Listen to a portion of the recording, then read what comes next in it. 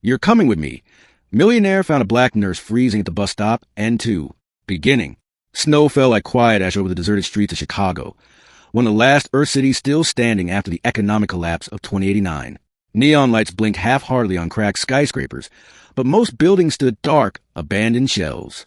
The world had changed, and those who survived lived divided. The ultra-rich in towering fortress cities, and everyone else scraping by in the ruins. Aisha Grant tugged her threadbare coat tighter around her as she waited at a bus stop that rarely saw buses anymore. She had just finished a 20-hour shift at the emergency ward, tending to the sick who couldn't afford private clinics. She was a nurse, not because it paid well, because it didn't, but because she refused to give up on forgotten people. Her hands were cracked from disinfectants, her eyes heavy with exhaustion, but she stayed. Always stayed. The wind cut through her like knives. No buses came. They hadn't in weeks. Not to this part of the city. But Aisha waited, stubborn as always. Going home meant walking 10 blocks through gang-patrolled streets. Maybe tonight, she thought, the bus would actually come.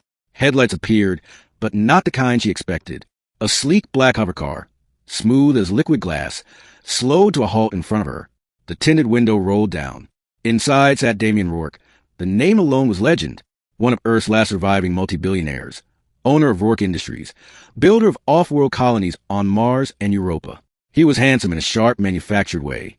Chiseled jaw, steel gray eyes, and a perfect black suit that looked like it had never known wrinkles. You'll freeze to death out here, he said, his voice smooth, commanding. Get in. You're coming with me. Aisha blinked. Excuse me? I don't repeat myself, Damien said. He pressed a button, and the passenger door slid open with a hiss. She wanted to say no.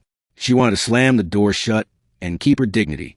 But the heat rolling from the vehicle, the bitter cold clawing at her bones, and exhaustion in her chest all warred against her pride. With a sigh, she stepped inside. The door sealed. Warmth enveloped her. The car lifted, silent as a shadow, and carried them into the neon night. Middle. Aisha sat stiffly, staring at him. Why me? There are plenty of people freezing out there. Damien didn't look at her at first. He adjusted his cufflinks, typed something into a holographic display, then finally met her eyes. Because I've been watching you. Her blood went cold. What? Don't misunderstand, Damien said calmly. I don't mean it in the way you think. I have a surveillance network across the city. Cameras, drones, AI observers. You, Aisha Grant, 31 years old, registered nurse, have come to my attention multiple times. You saved a child during the South Loop fire. You treated plague patients when even doctors fled. You risked your life walking home night after night in a dead city. You refused to give up. She swallowed, unsure if she should feel flattered or terrified. And why would a man like you care about someone like me? He leaned forward slightly. Because I need someone like you. The hover car angled upward, leaving the crumbling streets behind. They soared past ruined towers until the skyline opened into the private district, glittering spires wrapped in holograms, untouched by poverty, his world. I don't work for rich men, Aisha said sharply. Damien smirked. You will, not as a servant, as a partner in something greater. He tapped a button, and a screen projected an image of a colossal spaceship orbiting above Earth. Its hull gleamed like silver, its size dwarfing any known station. The Eternum Project, Damien said, pride in his voice. The first true interstellar arc. While Earth collapses, I am building a new beginning, far beyond this dying system. But no amount of money can buy what I need most. People who care. People who still believe in others. People like you. Aisha stared at the ship. She had heard rumors of it. Of course, whispered by patients who thought salvation might come from above. But she never believed she'd see it so close, let alone be invited aboard. I'm a nurse, she said finally. I heal people. That's it. That's exactly why, Damien said, his voice softened just slightly, but enough that she noticed. Machines can patch wounds. Nanotech can replace organs. But compassion? The will to stand by the weak, even when there's no reward. That cannot be engineered. And if humanity is to survive out there, we need more than engineers and soldiers. We need heart.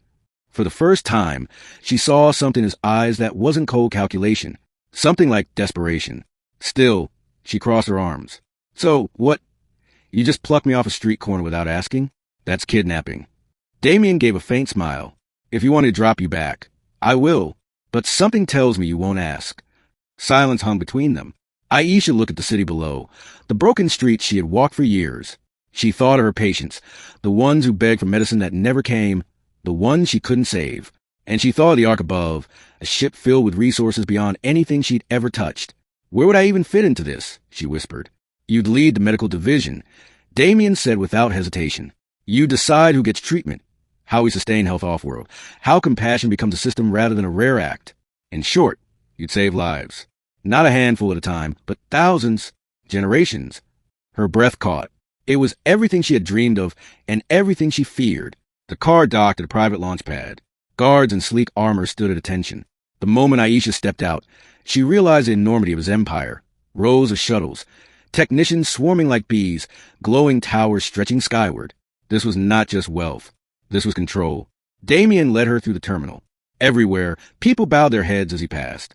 Yet when they looked at Aisha, they seemed curious, even surprised. A nobody nurse from the ruins, walking beside a titan of industry. They entered a chamber where a shuttle awaited. Its engines hummed softly, ready to pierce the stratosphere. Once you step on board, Damien said quietly, there's no going back. You'll leave behind everything you know, but you'll also be part of the only future that matters. Aisha looked at him, at the shuttle, at her reflection in its polished hull. She remembered the words he said at the bus stop. You're coming with me. Why me, really? She asked again, softer this time. Damien's massive confidence faltered for just a heartbeat, because he admitted, I don't want to face eternity alone. The honesty in his voice shook her more than a spaceship ever could. Ending. The shuttle launched, breaking free of Earth's atmosphere. Aisha pressed her face to the glass, watching the blue planet shrink behind them. For the first time, she saw Earth the way the elite did. Not as home, but as something abandoned, discarded. Her stomach churned with guilt. Damien sat beside her, silent, his gaze fixed on the stars ahead. Hours later, the shuttle docked with the Ark. The Eternum was breathtaking up close, vast domes filled with artificial forests, entire cities suspended in zero gravity, laboratories buzzing with light. It was a new world in itself, waiting to depart. A welcoming committee stood at attention, but Damien waved them aside. No ceremony, he said. She isn't a guest. She's family now. Aisha stared at him, stunned. The days that followed blurred together. Damien showed her the medical sector. Wards filled with cryopods, gene editing labs, emergency bays larger than any hospital on Earth. He wasn't exaggerating. She could save thousands here. She trained with doctors, instructed robots, and even designed care systems that value compassion over efficiency. For the first time in years, she felt hope, but she also noticed something else. Damien was lonely, surrounded by power, yet isolated. He dined alone. He worked without rest. And sometimes late at night, she caught him staring at Earth, expression unreadable. One evening, as they walked along a glass corridor overlooking the stars, Aisha finally spoke. You saved me from freezing. You gave me purpose. But tell me the truth. What happens if we fail out there? Where the Ark collapses, or the colonies turn against you? Damien was quiet for a long moment. Then he said, Then at least I won't die knowing I did nothing. And I won't die alone. Aisha stopped.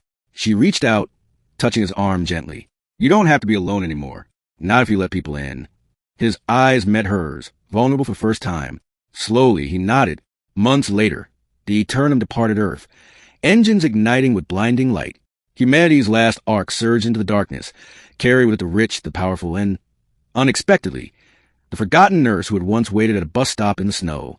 In control deck, Damien stood tall as ever, issuing commands. But beside him, Aisha worked, guiding the medical division, her voice steady, her presence grounding him. As the stars stretched before them, she remembered that night, his words echoing, You're coming with me. And for the first time, she was glad she had said yes.